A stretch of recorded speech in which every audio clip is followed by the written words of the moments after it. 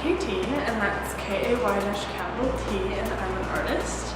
So today I want to talk about my tattoo piece, and I'm not talking about tattoo artists. I'm talking about artists who have used tattooing as a form of artistic performance. Examples of these include Santiago Sierra's work, 250 centimeter line tattooed on 6 paid people, and also 160 centimeter line tattooed on 4 people.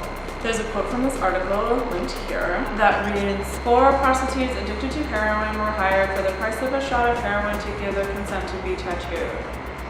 And then there's Ilma Gore, who's an artist who's charging strangers $10 to submit designs to be tattooed on her body. And the final example that I'll be discussing is when Justin Bieber had Banksy's design tattooed on his body without Banksy's consent. Bieber may arguably be plagiarizing Banksy's work with Balloon Girl by not employing Banksy as the tattoo artist. And for as far as we know, Banksy was not Bieber or the tattoo artist employed by Bieber. So all of these works have caused rather ethical dilemmas or controversy. Sierra is imposing his marks on others and exploiting impoverished individuals. Gore is allowing others to impose marks on herself, which is a literal example of the way that women's bodies are exploited in society today. And Bieber is imposing Banksy's art upon himself without Banksy's consent.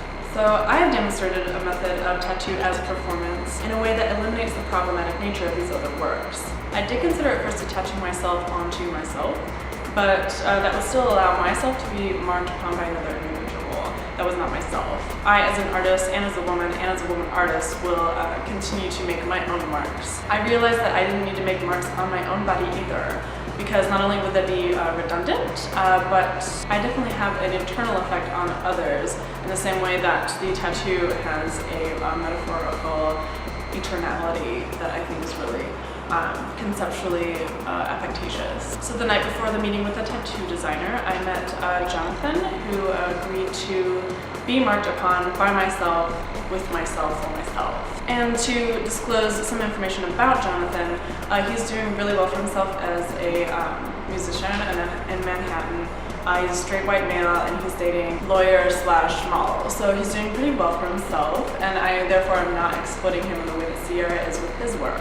Jonathan is also a self-proclaimed gallery and is allowing others to mark upon his own body, but there is more of an exclusivity to his gallery that Ilma Gore does not have, which gives Jonathan a greater social currency in terms of being a gallery space. And the placement of the body interested me because the bicep is a really literal example of an exhibition of strength, especially masculine strength. So I really wanted to place myself on a masculine body in the most masculine place in order to claim it in a feminist space. So I am the artist of the tattoo piece here, and in concept I remain in control as the artist, and I am employing but not exploiting the 2 male participants in the piece. So I've rather bestowed a gift upon Jonathan in his gallery. It also happened to be his birthday, and a gift of monetary value to the tattoo designer, so also named Jonathan. And this is how art operates as a whole. It's an exchange of ideas within the control of the artist, which is myself. And everyone leaves the situation